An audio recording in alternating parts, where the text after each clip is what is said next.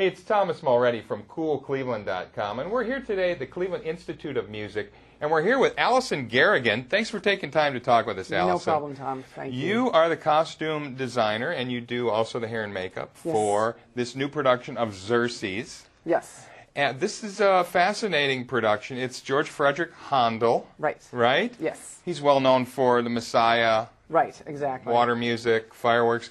This is one of his bigger operas, though, right? This was actually popular. it is. And the interesting thing about this is that it's usually done, well, it's written in Italian about a Persian king from a long, long time ago who sort of became the model for what every king in general should never be. So it's actually kind of cool. He's like the fool king, right? He is the fool king, absolutely. He was the king who couldn't conquer Greece. So he's being made fun of. It's actually a very charming story. It's a romantic comedy. Yes, it is. Right? Yes, it is. And it starts with one of his more famous, Handel's more famous pieces of music, correct? Mm-hmm. Yes, it does. It opens with, it's called Handel's Largo. Yes. And it's when the fool is actually singing to a tree about how great the shade is. He actually gives the tree an award for being the best tree ever. So, yeah, it's pretty amusing. And we're here today with Alicia Bousner, who is Princess Amastris, and David Fair, who is Xerxes, the king. And you have done these fabulous costumes. Show us what you do with the costuming here. We decided, we had a couple of options. Well, we had endless options for this, but most people, when they do this opera, tend to go biblical or quasi-biblical with it, and it gets kind of drab, and we wanted to do something kind of fun.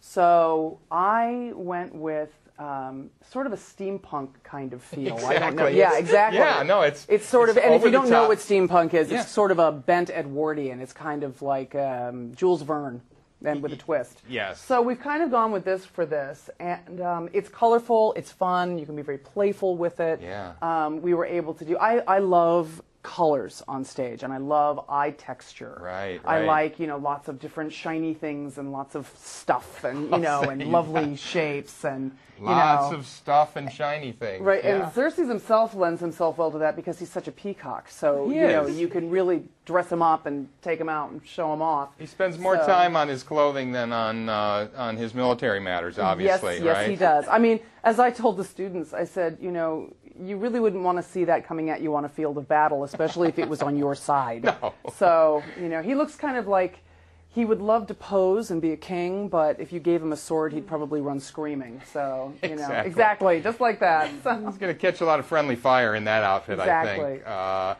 But no, it really looks beautiful. Thank you. And you guys so must much. spend a lot of time. Opera is known for the sets and the costumes and the animals and everything that goes along with it, right? Right, exactly. And this is a full production, right? I mean, this is a full production with sets, lights, the whole 9 yards. Yeah. And one of the things that I like to do, and we do up here, we do very classically dressed operas as well, but whenever I get a chance to give the students here, something to play with, to have fun with, Sure. I like to go that way. And this is sort of more lighthearted. It's more in the opera buffa sort of feeling and style, and it's also it's also a lot easier because this is one of those, she says she turns into a man, that Amastris turns into a man, which would be hard to believe looking at this. Difficult. But she also has to make the change a vista, which means on stage. Ah. So what happens is that she has to go from looking like this beautiful princess to looking completely like a man, which when you're going with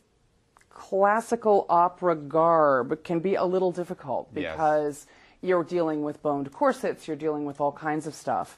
And when you're dealing with biblical, with the pseudo-biblical Persian stuff, it's a little more ambiguous, it's not quite as playful. So what happens with this is that this whole change happens on stage in front of the audience. So you've got to layer your clothing and peel them off piece at a time. Absolutely. And I understand Xerxes is also played by a woman on the off days. Is that's true. An interesting twist as well? I'll be performing Thursday and Saturday, and Samantha Gossard will be performing Samantha Gossard Wednesday and Friday. For the other 2 days.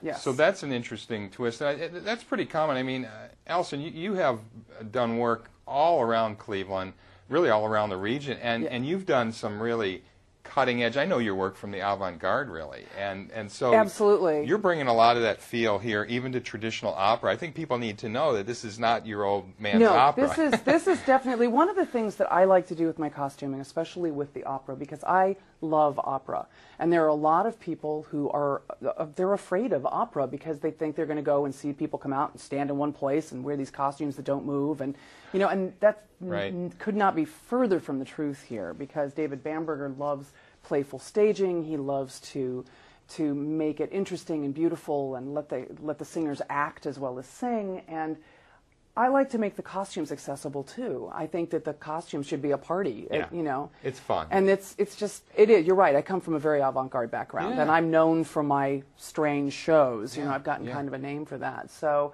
it's also fun for me because although this is playful, I do get to be a little bit more traditional as well. Right. So that's fun.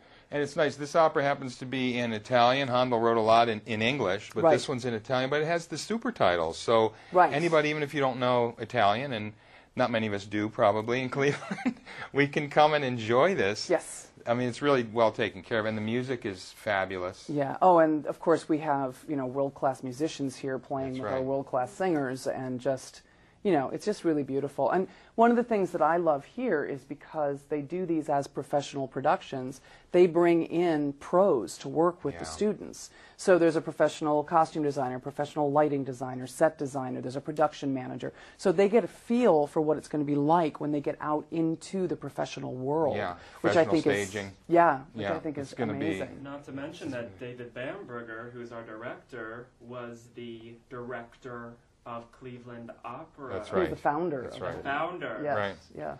So this is going to be a great production. Thank you guys for taking time. I know absolutely. you're anxious to get back to rehearsal here. And thanks for dressing up. You look fabulous. Thank you so much, Thanks Thomas. for taking the Thank time, you. Alison. Thank you.